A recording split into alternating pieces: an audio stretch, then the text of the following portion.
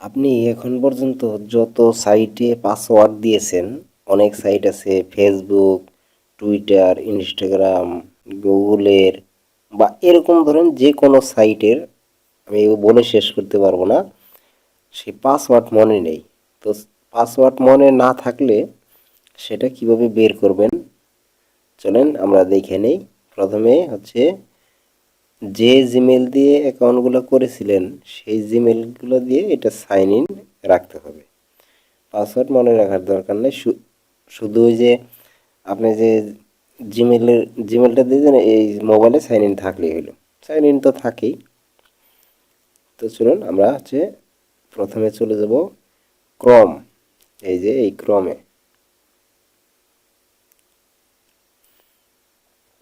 এখানে যাওয়ার পর উপরে দেখেন থ্রি ডট, এখানে একটা ক্লিক করব। সেটিংস, সেটিংসে এখানে আপনার হচ্ছে এই যে জিমেল শো করবে। আপনি এখানে দেখেন অনেকের লেখা থাকতে পারে পাসওয়ার্ড, শুধু পাসওয়ার্ড, অনেকের পাসওয়ার্ড ম্যানেজমেন্ট। তো পাসওয়ার্ড লেখাটা থাকবে আর কি। তো এখানে আমার পাসওয়ার্ড ম্যানেজার লেখা, এটার মধ্যে ক্লিক করব। ক্লিক করার পর এখানে একটা পাসওয়ার্ড আছে আমার, এই সাইটের পাসওয়ার্ডটা আমার মনে নেই, যেমন লিঙ্কডইন। এই সাইটে আমার পাসওয়ার্ড কি সেটা আমার মনে নেই।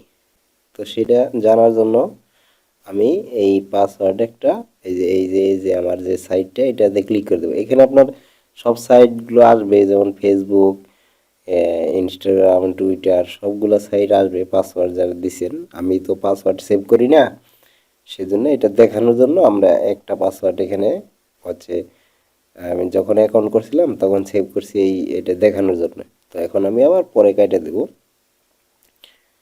তো সেভ যদি করে থাকেন তাহলে অবশ্যই আপনার এই জিমেলের মধ্যে কিন্তু থাকবেই। চলুন আমরা এখন কি করব, এই যে এখানে আমাদের একটা শো করছে, এটা আপনাদের অনেকগুলো শো করবে যেগুলো আপনি অ্যাকাউন্ট করেছেন। তো আমি এটা অ্যাকাউন্ট করছি, এটা শো করছি, এখানে যাওয়া। তাইলে আমি এই যে এটাতে ক্লিক করব।